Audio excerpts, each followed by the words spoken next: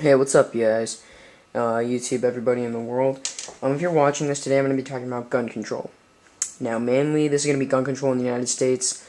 If you're in Europe or in Asia, you have my sympathy. So, let's get cracking. Okay, so basically, in a nutshell, gun control doesn't work. I'm not going to be mentioning any political parties in this video. I'm trying to remain as unbiased as possible. So to start off with, gun control doesn't work. So the first argument that people like to use is more guns, more crime. Less guns, less crime. Well, that's not true.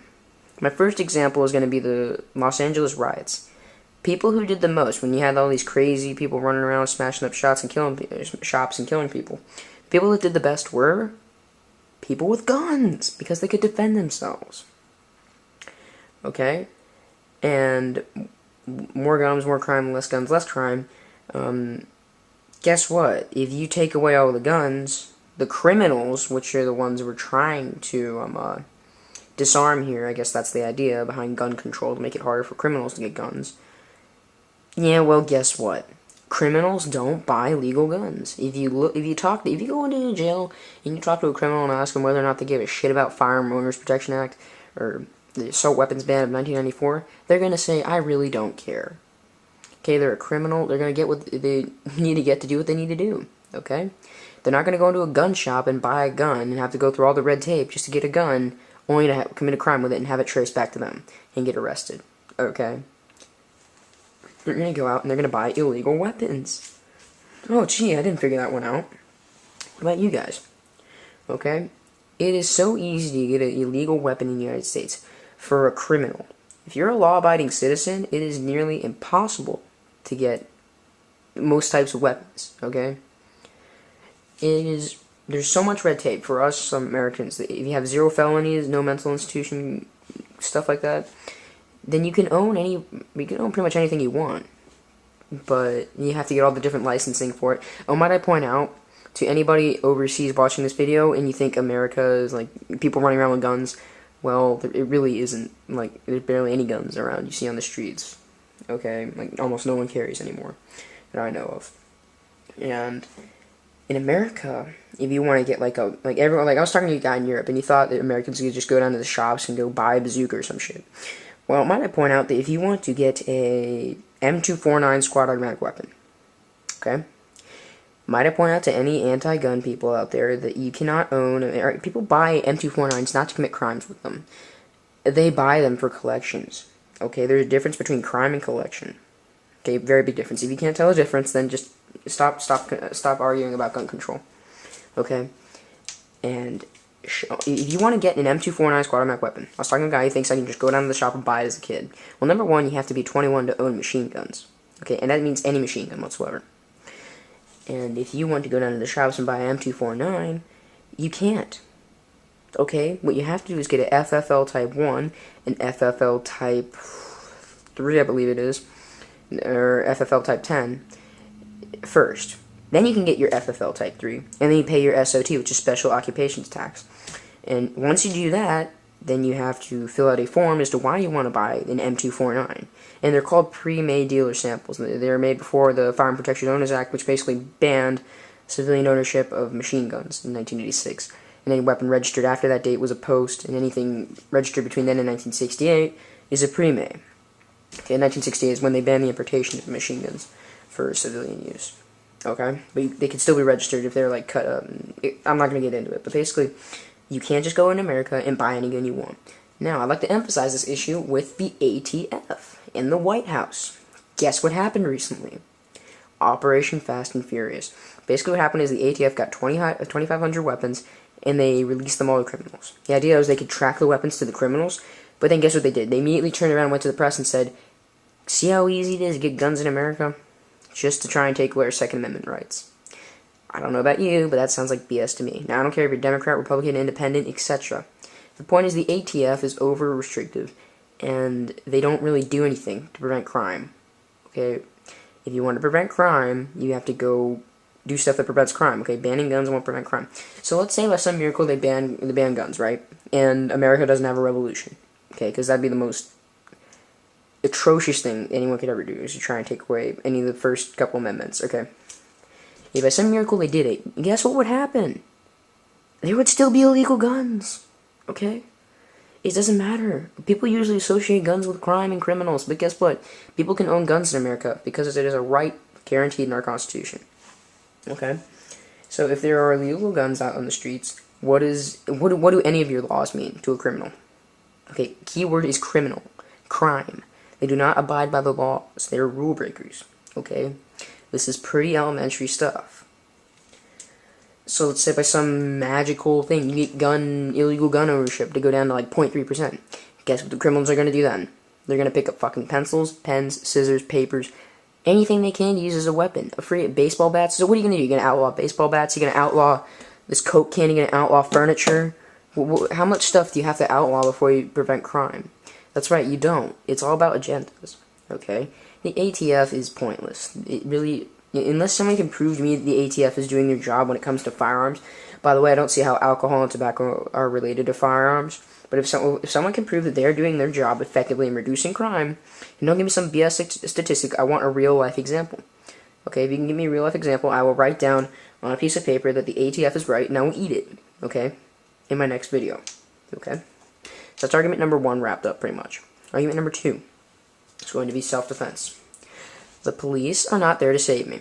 Okay, if I call the police while someone's breaking into my house, assuming I'm even able to call the police, it's still going to take them 30 minutes to get there. Or maybe less, but I'm not counting on the cops. I might not have 30 minutes, I might not have 10 minutes, I might not have 1 minute, okay? Does this mean I can't defend myself with a gun? Well, according to most people making the laws nowadays, yes. And I say bullshit. Defending yourself is a humane right. It's not a constitutional right. It's a humane right. Doesn't matter if it's higher power or whatever the fuck. It is humane. I can defend myself as a human. It's my right to live. It's my right to survive, etc., etc. Okay, so it doesn't matter if I'm using a gun. Doesn't matter if I'm using my hands. Doesn't matter if I'm using a knife. I am defending myself. So that argument's completely out the window because it doesn't matter what I use to defend myself. Okay. And in Maryland, it's illegal. If someone enters your home in Maryland, it is illegal for you to shoot them unless they are facing you. If someone breaks into my home and I have to drop on them, doesn't it make it safer for me and my family if I shoot them when they're not facing any of us? Well, not according to Maryland. So, yeah, defending your rights is something completely different than defending yourself. Okay? Now, really quickly, since we're touching the issue of gun control in America right now in this video, I would like to point out that the Firearm Owners Protection Act is unconstitutional, and the 1968 Gun Owner Protection Act is unconstitutional. Okay? The reason for this is you cannot tax a right guaranteed in the Constitution, Bill of Rights, etc., etc. Guess what? If you want to buy a machine gun in the United States of America, or any other class 2 weapon, which would be a machine gun, or like a gun that has a barrel under 18 inches that's not classified as a handgun. This would be like one of those like small sawed-off shotguns. Or if you want to buy like explosives and stuff, okay? You need to pay a $200 tax stamp on everything. And you can't tax a personal right. That immediately makes it invalid. If I wanted to, I should be able to go out and buy any machine gun that was built in the United States and registered after 1986. As long as it's built in the United States, I should be able to go out and buy it if I want to. Okay? Now, to anyone out there who says, well, machine guns belong to the military, okay? Guess what? In America, we pay taxes. Taxes pay for the military. The stuff that pays for the military pays for guns. So, technically speaking, people in America, the guns that are in the military are your guns. Equipment's in the military is your equipment. We help pay for it. Okay? Everything, hey, look, it's like Social Security. It's the gift that keeps on giving. Except it's not. So, but yeah, I should be able to go out and buy any gun I want. Okay? So the 1986 Firearm Owners Protection Act is unconstitutional. And it infringes the Second Amendment. Okay? It says I cannot own a certain type of weapon if it were manufactured in this sort of criteria. That's still banning weapons. Doesn't matter if it's only banning a certain amount of weapons. It's banning weapons from my ownership. That is against the Constitution. Okay? Now, the 1968 Firearm Owners Protection Act, it says I can't own a weapon from a foreign country if it's in a certain criteria. That's unconstitutional. That's infringing the Second Amendment. Okay? And you can't say, well, they didn't know about machine guns back then. Well, that argument does not matter at all. Because guess what they had back then? They had fucking cannons, dude. If you wanted to, you could go out and buy, like, if you were, like, rich and stuff, you could go out and buy yourself, like, 10,000, you could build your own freaking fleet and stuff, okay, and they wouldn't even care. I mean, they'd be a little bit on their toes, like, why is he getting all this stuff? But you could go out and buy cannons and crap if you wanted to. And nowadays, you know how hard it is to get cannons and stuff? Pretty hard. So, the argument that they didn't know about machine guns doesn't give them, no, I'm sorry, but just no. And how come the ATF and the BATFE have the power to interpret that? Okay, where in the Constitution does it say the ATF has the power to interpret the amendments of the Constitution? Nowhere. So the ATF is a load of crap. Okay, and they're only interested in forwarding agendas. So the ATF is completely out of the picture. They're unconstitutional. They shouldn't even be an organization. Excuse me. Well, jeez. So, basically we've outlined that I should be able to own machine guns, etc., import them and do whatever I want. We've outlined that criminals don't buy illegal machine guns, or guns period, because they go out and get illegal ones for much cheaper and they can't be traced to them. And basically when they talk about gun control, they're not disarming criminals. They're disarming the populace. And guess what happened that started the Revolutionary War? They tried to disarm the populace. And a lot of people died because of it. Okay? So if you're interested in preventing death, preventing crime, don't support gun control. Okay? Guns do not mean violence. Okay? Like I said, if you ban guns, people are going to pick up pencils. You ban pencils, they're going to use their own fingers. You ban fingers, I don't understand the idiocracy that would be going on there if you even tried to do that. But you just start banning everything? No, I don't think so. So, gun control doesn't work. Okay, now, like I said earlier with the other paper example, if you can prove to me in one instance, not like a little segment where there's a little statistic where crime dropped a little bit, okay, because of gun restriction, but if you can provide me a 30-year statistic, okay, a 30-year statistic from 3 different sources, or provide me a legitimate example, not a little excerpt, but a legitimate example of a whole thing, and I will read up on it, of gun control working, ever, then I will write down gun control does work on a piece of paper and I will eat it. Okay? If you can prove that. Okay? And good luck. So like I said, gun control doesn't work. If you can prove to me it can, I'll eat the paper. And the other example, I'll eat the paper. I'll do it on camera for my next video. Okay?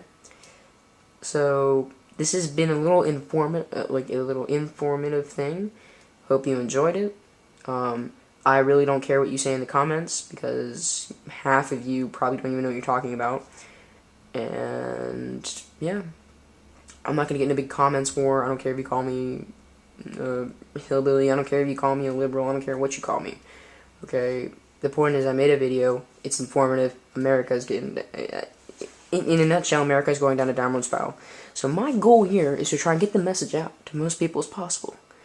That we need to get our heads out of our asses as a nation and not as different parties and work together. Okay? Now, next video I will be talking about deficit spending and getting us out of this whole economic mess. It's pretty simple.